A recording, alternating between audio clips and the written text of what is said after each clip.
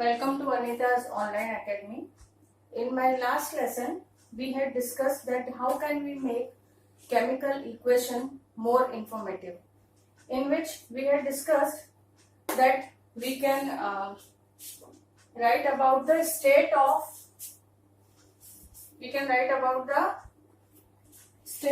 the reactants and products. Like in this example, the state of magnesium is solid, state of oxygen gas, and magnesium oxide solid. Then I have taken another example, zinc plus H2SO4 aqueous gives ZnSO4 aqueous plus H2, and I had told you we write this word aqueous when we use solution. That means a solid is dissolved in water, then it is called aqueous. Aqua word stands for water.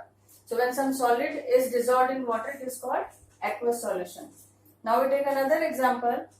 Here is potassium chloride, KClO3, which is in solid state. It gives KCl plus O2. Here there are two new things that I have written on arrow. First is this triangular sign and other is this chemical MnO2.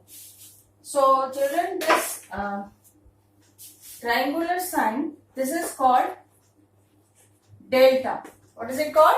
Delta. And this shows that in this reaction we need to heat the reactant. Like here KClO3 is the reactant, so we need to heat it. And we are heating a substance or a reaction mixture. Then on arrow we have to mention delta. And I have written here MnO2 catalyst. This is called catalyst. Catalyst is a chemical substance which is added to a reaction to accelerate it. Means if we add a catalyst to a chemical reaction, then this chemical reaction will become faster. It will take place easier. Moreover, these substances do not take part in the reaction. That's why they have been written on the arrow. If they had been taken part, then they would have been called reactants. So because they are not taking part in reaction, but because of their presence, the speed of reaction is increasing, or the chemical reaction, we can say it is accelerating. So such substances are known as catalysts. So in short, catalysts are the substances that accelerate a chemical reaction. They do not take part in reaction. That means after the reaction is over, we can obtain them back. Now take one more example. Carbon monoxide gas plus hydrogen gas at 300 atmosphere and 300 degrees Celsius in presence of, how will we call it, call the catalyst? In presence of ZnO and CrO3. This is called zinc oxide and this is called chromate. Actually chromate is an ion and it is a part of a compound that we will discuss further in detail. So carbon monoxide gas, hydrogen gas at 300 atmosphere and 300 degrees Celsius in presence of ZnO plus chromate give CH3OH liquid. This is called methyl alcohol. Okay. Now what is 300 atmosphere? It shows that this reaction requires some pressure. Atmosphere is the unit of pressure.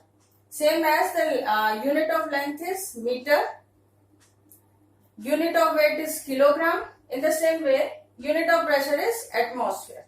And here it is 300 degrees Celsius. This shows the temperature. How much temperature is required for this reaction to occur? It is 300 degrees Celsius and these catalysts are required. Then we will get our final product, methyl alcohol. Is it clear? Thank you.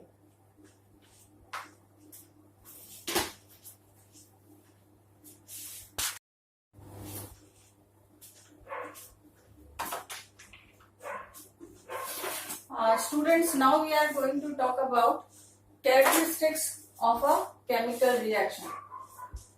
As we have already discussed that a chemical reaction is a process in which reactants convert into product. So this conversion of reactants into products is accompanied by some easily observable features. So these easily observable features of a chemical reaction are called characteristics of a chemical reaction. Let's repeat. Conversion of reactants into products is accompanied with some easily observable features, and these are known as the characteristics of a chemical reaction. So some such easily observable features or characteristics of a chemical reactions are evolution of a gas, formation of precipitate, change in color, change in temperature, and change in state. Now we will discuss them one by one in detail.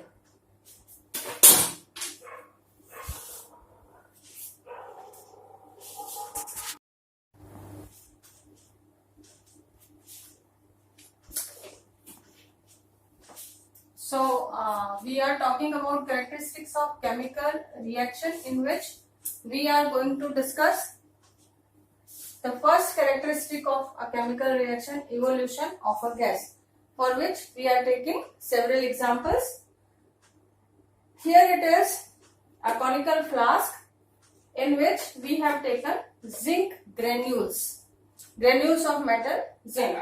Now we pour in this flask, we pour dilute H2SO4. As we pour dilute H2SO4, dilute sulfuric acid on zinc granules, we see that some bubbles start coming out. After some time, the bubbles start coming out from zinc granules. So these bubbles are coming out, that means a gas is coming out. Okay, and this is an easily observable feature or characteristic which tell us that yes, here a chemical reaction is taking place. So these bubbles are coming, and these bubbles are of hydrogen. Now how will we come to know that these bubbles are of hydrogen? We can bring a burning matchstick. Hydrogen gas is coming, and near the mouth of this flask, if we bring a burning matchstick, then it will burn with a pop sound. You will hear a clear sound, a pop sound, and this is called pop sound test. And why does it happen? Because it is the property of hydrogen that it burns itself. We have learned about the burning of magnesium ribbon earlier, that magnesium ribbon burns in presence of oxygen. So oxygen supports burning, but it does not burn itself, whereas hydrogen gas burns itself. So when hydrogen gas is coming out and it is brought in contact with the burning matchstick, we will hear a clear pop sound, and that clear pop sound is produced because of burning of the hydrogen gas. Now let us come to the next example. Here is a test tube. In this test tube, I have taken magnesium ribbon, and I have poured some amount of dilute hydrochloric acid into it. So when dilute hydrochloric acid reacts with magnesium ribbon, then again we have to shake it well. It takes a little time. So naturally, zinc is a metal, magnesium is also a metal, H2SO4 is an acid, and HCl, yani hydrochloric acid. Hydrochloric acid is also an acid. So when dilute hydrochloric acid reacts with magnesium ribbon, which gas will be involved? Naturally, it will also be the hydrogen gas, same as in the case of zinc and sulfuric acid. Now this hydrogen gas is given out Now, how can we test it? Again, suppose from here, the hydrogen gas is coming out. We can make this arrangement that in a cork, we can fit a cork in the test tube, and in cork there is a hole and we can fit a glass tube from which the hydrogen gas is coming out. Or we can do another thing, that we just remove this cork. This cork we had placed so that we can shake the mixture well. Now we have removed the cork and the hydrogen gas is coming out, and we will bring in its contact a burning matchstick and we will hear pop sound. So now we can say that hydrogen is liberated, hydrogen gas is liberated. So by these two experiments, we can clearly say, we can clearly announce that when any metal reacts with any mineral acid like HCl, H2SO4, they are called mineral acids, then hydrogen gas is produced. And this can be clearly seen in the form of bubbles. So clearly seen means it is the characteristic which we can observe easily. Okay, now next is we take sodium carbonate in a test tube and we pour some amount of dilute hydrochloric acid on this sodium carbonate. So this sodium carbonate and dilute hydrochloric acid react with each other and some gas is given out. Now this time this gas is carbon dioxide gas. Now again, how will we decide that this is a carbon dioxide gas? So we have to prove it. What can we do? We can fit a cork into this test tube, and this cork should have one hole into it.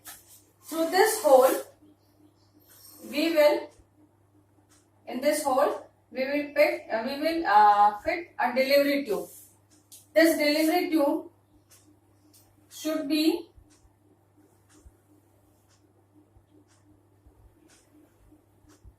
introduced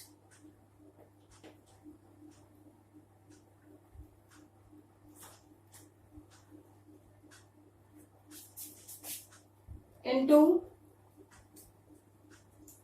another test tube. This is another test tube. This test tube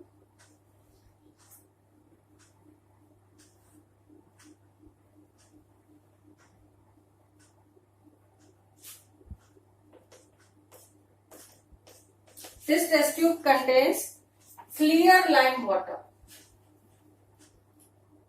Clear lime water means lime or quick lime is dissolved in water, and this lime is dissolved in water and we take clear solution of it, means it should be transparent. Now the reaction is taking place here. We can see the bubbles are coming out, and I have told that this is carbon dioxide gas, but we have to prove that this is carbon dioxide gas. So for that, this cork is fitted. In this cork, one hole is there and one delivery tube is fixed into this cork, and another end of this delivery tube is introduced or immersed. Another end of this delivery tube is immersed into clear lime water taken into another test tube. So what happens after some time, we see that some bubbles are formed here also and some sound is also produced, and after that the lime water, that sound is produced because the gas is passed here, and after the production of this sound, after some time, what you see that clear lime water converts into milky lime water. Clear lime water turns into milky lime water, and this happens because of carbon dioxide gas only. So it is proved that in this reaction carbon dioxide gas is produced. So let us revise it in short. We are talking about the characteristic of a chemical reaction, and characteristics of a chemical reactions are the easily observable features that we can observe during the conversion of reactants to products. And the first such feature or such characteristic, we are taking evolution of a gas, and for that we have conducted these three experiments. In first experiment, zinc metal is reacting with dilute H2SO4. We can see clear bubbles of hydrogen gas. We can prove this is hydrogen gas by bringing it in contact with burning matchstick. This matchstick will produce a pop sound. And the next we have taken again another metal, magnesium rubber, in a test tube, and we have added dilute HCl. By putting a cork, we had shaken it well, and after shaking well, we removed the cork, and we can see here bubbles also. We bring a burning matchstick in contact with the gas coming out, then you will hear a pop sound, and this pop sound is because of burning of hydrogen gas. I had told you hydrogen gas burns itself.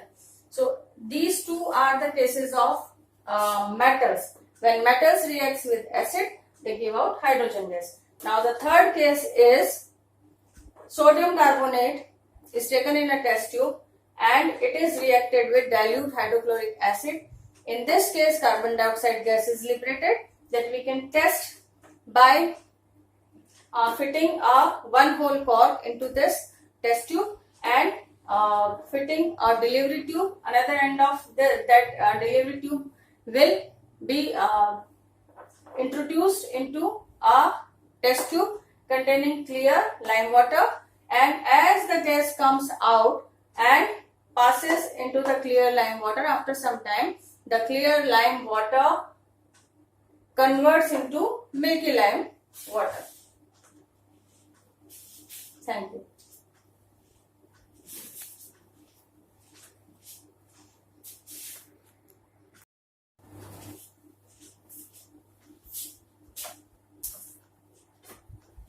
So now let us see another characteristic of a chemical reaction, formation of a precipitate. Precipitate is a solid substance that gets separated during a chemical reaction. Means in a chemical reaction, when reactants are changing into product, one of the product is formed in a solid state and this gets separated out from the reaction mixture. It can be seen clearly as a solid substance, and this is called the precipitate. So I repeat, precipitate is a solid substance that gets separated during a chemical reaction. Now let us take an example. Here it is a test tube. In this test tube I have taken lead nitrate, and in another test tube there is potassium iodide. So lead nitrate is a clear transparent solution. In the same way, potassium iodide is also a clear transparent solution.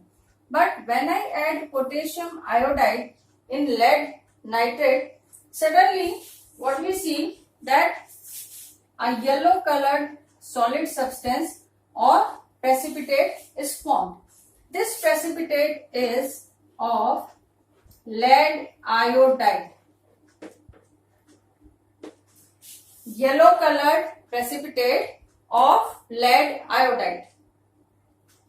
Now when potassium iodide reacts with lead nitrate, we get lead nitrate, we get a yellow precipitate of lead nitrate. Let us see this chemical reaction in the form of a chemical equation.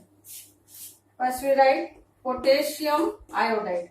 This is the chemical formula of potassium iodide plus lead nitrate.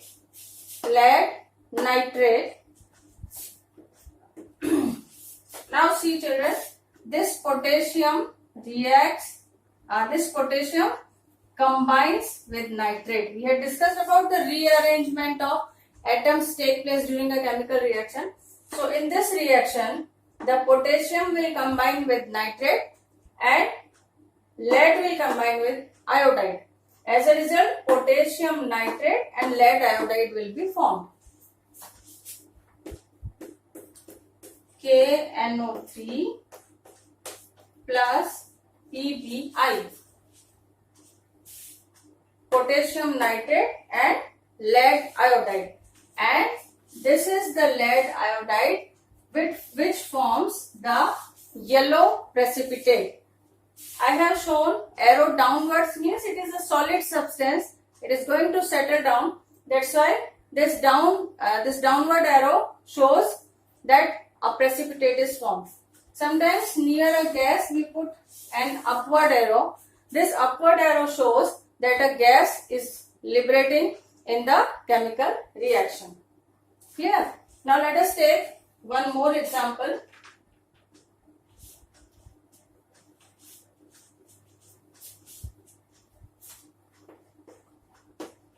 Here I have written barium chloride plus H2SO4. Barium chloride, again we take a solution of barium chloride. Solution of barium chloride, and this is aqueous H2SO4 and this is dilute also. Dilute H2SO4 means in which the amount of water is more. So barium chloride when reacts with dilute H2SO4 or dilute sulfuric acid, in the same way the reaction takes place. Barium will combine with sulfate and H2 and Cl2 will form HCl. So here BaSO4, barium sulfate and HCl are formed, and barium sulfate separates as a PPT, and this PPT is white in color. Okay, so we have talked about another characteristic of chemical reaction, formation of precipitate. Precipitate is a solid substance that gets separated during a chemical reaction. The first example is when clear solution of lead nitrate reacts with clear solution of potassium iodide, we get yellow precipitate of lead iodide. We can say in this reaction the change of color is also taking place. Okay. And the chemical equation is Ki, that is potassium iodide plus lead nitrate PbNO3. They react with each other to give KNO3, potassium nitrate and lead iodide. And this downward arrow shows that lead iodide has settled as precipitate. The color of this precipitate is yellow. Another example is of barium chloride and dilute sulfuric acid. When barium chloride reacts with H2SO4, it gives BaSO4, that is barium sulfate, in the form of white precipitate or white PPT. Precipitate can be called in short as PPT, plus HCl, that is hydrochloric acid.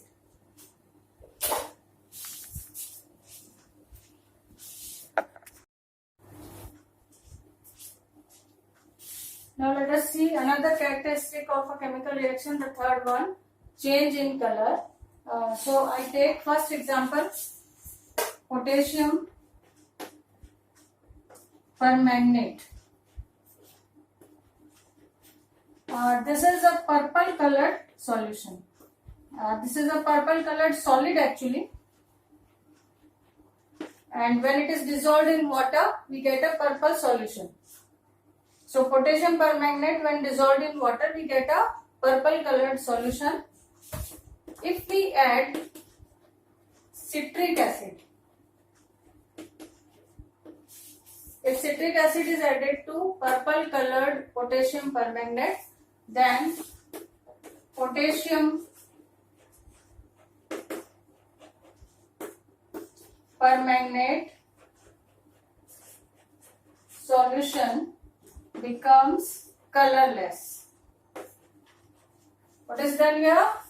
When purple colored, when we add citric acid to potassium permanganate purple colored solution, the potassium permanganate solution becomes colorless. Another example is acidified potassium dichromate.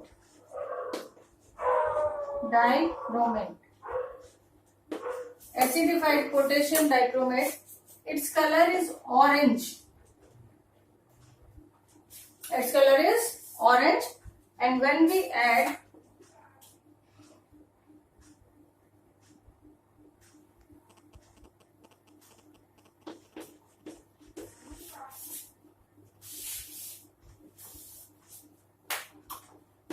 when we pass sulfur